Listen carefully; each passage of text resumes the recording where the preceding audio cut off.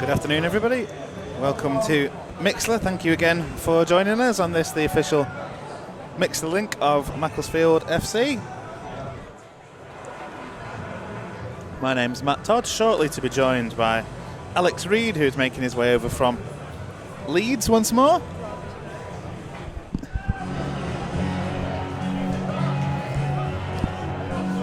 He's making his way over from Leeds, as I say. Just dealing with a bit of an inquiry there for you. So, on the road once more, this time to Broadhurst Park, home of FC United. First trip here for me, and first trip here as well for Mac to this club, formed in 2005. One of the first generation of protest clubs against the takeover of Manchester United by the Glazers. Turns out they had a point, actually, doesn't it, after all that? I'm very pleased to see they've managed to secure their own home here at Broadhurst Park in Moston. Fine stadium as well for this level, and indeed the levels above. 4,400 in attendance, and I've got some early team news for you now. And Mark Duffy has a couple of fitness concerns. So Trey Pemberton, first of all, he took part in a fitness test before the game on the pitch today, which unfortunately he didn't pass, so he's not in the squad this afternoon. Kane Drummond is also not quite fit enough today to take part in this one. We imagine both of those players may well be involved on Monday in the Warrington Rylands game.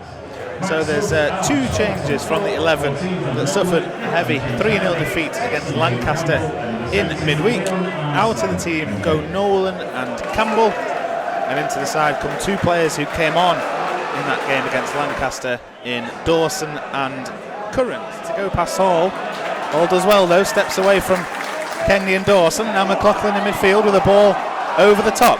Looking for the run of Morris. Morris tries to take on Mendy. Morris goes to the byline and a good save from the goalkeeper Johnston there.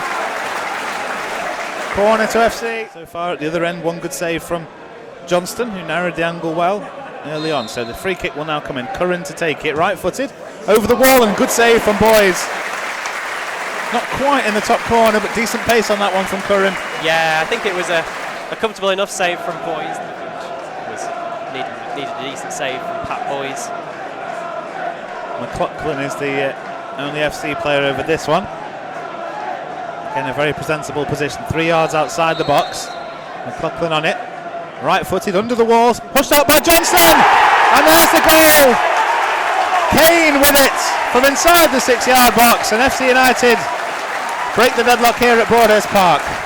Yeah, it's a interesting free kick delivery, isn't it? Did completely the opposite of what we were expecting. He went low towards the far post.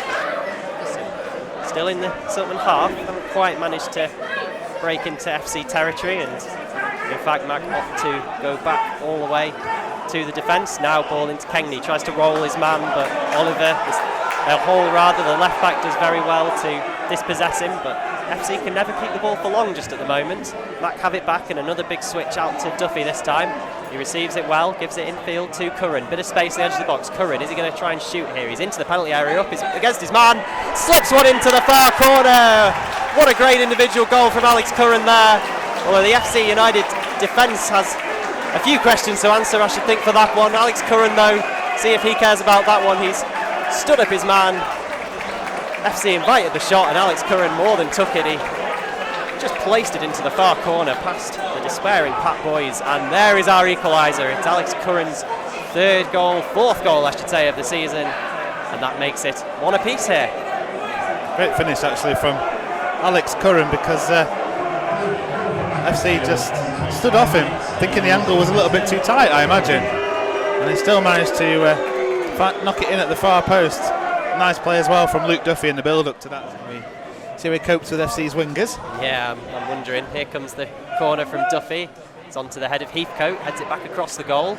Dawson's there and holds it up in the box. Now Duffy with the ball at his feet, takes a tumble. Referee gives nothing. Mac still have it in the penalty area. Dawson lets fly, and it's tipped over the crossbar by the goalkeeper Boys. And big questions being asked to the referee here from the Silkmen defence, although I think... Seen off by Mendy. Now into Curran. Curran with a chance to turn and plays one into the left-hand channel where it's James Hardy now. Hardy with Duffy ahead of him, goes central to Curran. Curran now slips it back left-hand side of the box. Chance to cross here for Duffy. Steadies himself, goes for a low effort, and it's saved by the legs of Boys and away. Yeah, a couple of chances going begging as the shot comes in from Hardy, which the keeper has to get down at his near post to save. Half chance that though by the Silkmen. Bit of a flop that from Baru, never going to be given as a foul despite the fans' protests. FC still have it though, and it's great play, and that's going to be a penalty. It's not a penalty given by the referee. A foul by Kengney on Tiam. He did really well to beat a couple of men, but Kengney did wave a leg, but no real difference between that and the one that wasn't given to Mac in the first half. I'm not having that, Alex. Do you think a dive? I think he's on his way over. It's definitely one that he really wanted to win, wasn't it? There may have been contact. Looking for it. May have been contact, but I believe he was already on his way down there. Unfortunately for Matt, though, the referee doesn't agree with me and was a lot closer. It's one that we're going to have to begrudgingly accept, although the Silkmen aren't going to do so without a fight. Kengney, was it? Who made the challenge? Was it Kengney? Kengney on Tiam. Yeah. Penalty kick conceded by Neil Kengney, who normally does so well to track back and does put in a big shift in defence, but that time just maybe a little bit naive engaging in that tackle when Tiam was so clearly dangling a leg and wanting to be fouled. And so it's a penalty to FC United with mere minutes on the clock, and it's Griffiths, the set piece taker for FC, up against Max Johnston here to put FC United in front. Very deliberate walking out of the run-up, and here comes Griffiths. Ref blows the whistle. Griffiths waits 5 seconds. Up he comes Griffiths, sends the keeper the wrong way, and is that the winning goal for FC United? They take the lead again, 2-1 to FC here against the Silkmen, and Mac with it all to do. FC's pressure tells, and they've made their possession and all those half chances count. They finally take the lead in this second half, and it is FC United 2, Silkmen 1. Yeah, a lot of time to think about it as Curran receives one in between midfield and defence here, and he plays it through to Kengney. Kengney on the edge of the box. Kengney lays it off to Duffy in the penalty area, saved by the keeper. Oh, that was the chance to equalise. Luke Duffy receiving the ball wide right, takes it first time, and it's a good save by Boys. Not long for Mac to salvage anything from this one. The ball is knocked up, brought down by Kengney, edge of the area. Kengney falls, but the ball is still in the possession of Curran. Curran does really well, nice little turn, gets to the byline. Ref plays advantage, he's being fouled. Curran now goes down trying to buy a penalty, but that was never going to be given, and the ball, while he's doing that, trickles by for a goal kick. Nice field by Hardy, and then hooked out of play by McLaughlin, and the full-time whistle goes. And that is that. The Silkmen taste defeat for the second time in a row. What has gone wrong for Mac in these last 2 games? 2 defeats in a row.